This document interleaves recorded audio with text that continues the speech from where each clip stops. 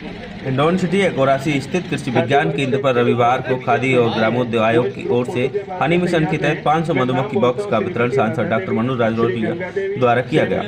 कार्यक्रम खादी ग्रामोद्योग आयोग अध्यक्ष मनोज कुमार, QIEC के डिप्टी सीईओ जितेंद्र गुप्ता, राज्य निदेशक doctor Rahul Mishra, agriculture university Kota, ASK Jain सहित अतिथि शामिल हुए। कार्यक्रम के दौरान हनी मिशन योजना के तहत मधुमक्खी प्रशिक्षण प्रमाण पत्र व बॉक्स का वितरण किया। इस दौरान महिला समूह को भी प्रमाण पत्रों का वितरण किया गया। कार्यक्रम में 3000 लाभार्थियों के बैंक खाते में मार्जिन मनी के रूप में 100 करोड़ की राशि डिजिटल रूप से ट्रांजैक्शन किए गए। खादी व ग्रामोद्योग आयोग अध्यक्ष मनोज कुमार ने उद्बोधन में कहा कि 2014 में प्रधानमंत्री नरेंद्र मोदी ने खादी के विकास में हुई योजनाओं की क्रियान्वित कराई। 1,15,000 की बिक्री पहुंच चुकी है। स्वरोजगार क्षेत्र में आयोजन कई योजनाएं चल रही हैं।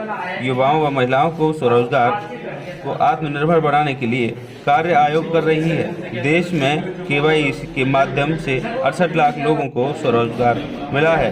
हनी मिशन योजना के तहत 17,570 मधुमक्खी पालन के इच्छुक व्यक्तियों को प्रशिक्षण के साथ 1,75,000 लाख मधुमक्खी बॉक्स का देश भर में वितरण किया गया। उन्होंने कहा कि कुम्हार सशक्तिकरण योजना के तहत 24,410 कुम्हारों को इलेक्ट्रॉनिक पावर व्हील वितरित किए गए। इस अवसर पर खादी ग्रामोद्योग के सहायक निदेशक DC सिंगल बालेश्वर प्रसाद भी शामिल हुए। काफी संख्या में ग्रामीणों ने भाग लिया। क्या नाम से योजना आयोग से मिली हो, किसी से मिली हो,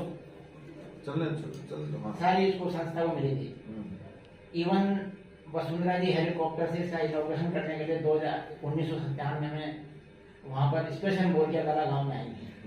बहुत अच्छा काम चल रहा था और इसका देखने के लिए खुद नीति आयोग के जो उस समय तत्कालीन उपाध्यक्ष थे मोहन सिंह जी, वो खुद स्पेशल चार्टर्ड ट्रेन से झालावाड़ आए थे और उसके आधार पर ही पूरे देश की स्फूर्ति योजनाएं नई दोबारा से बनी थी। 2010 में 9 में एक हमने पेमेंट योजनाएं बनी थी या लागू भी हुई थी? लागू हुई है। आज स्फूर्ति आपके सामने तो और तेजी से हो रही है।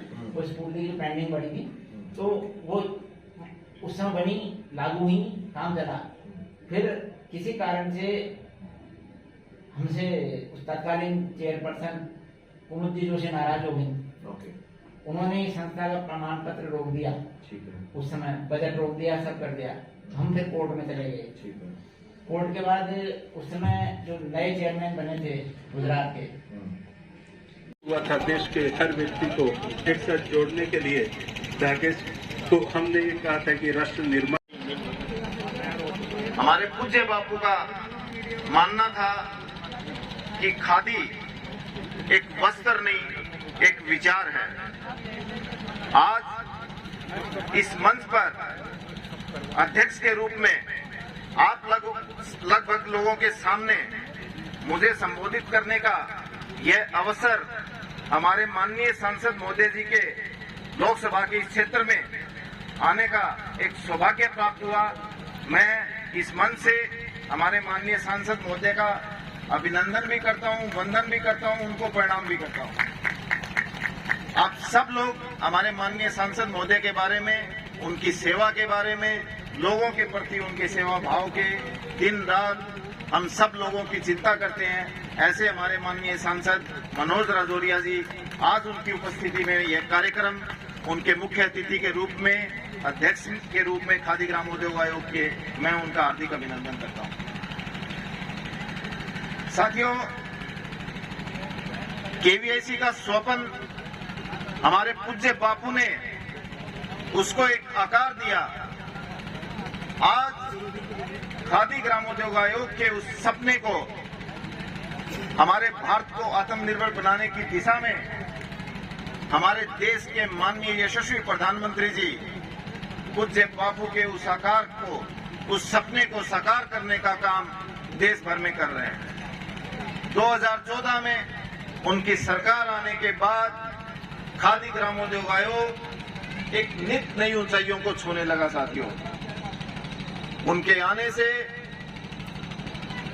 कितना फर्क पड़ा है, इस बात का अंदाजा आज मुझे आपको यह बताते हुए अत्यधिक प्रसन्नता हो रही है माननीय सांसद महोदय, आज आपकी जानकारी के लिए मेरी सामने जो जनता बैठी उनकी जानकारी के लिए कि पिछले वित्तीय वर्ष में खादी ग्रामोद्योग आयोग की बिक्री का आंकड़ा 1,15,000 करोड़ को पार कर गया साथियों, और ये पहली बार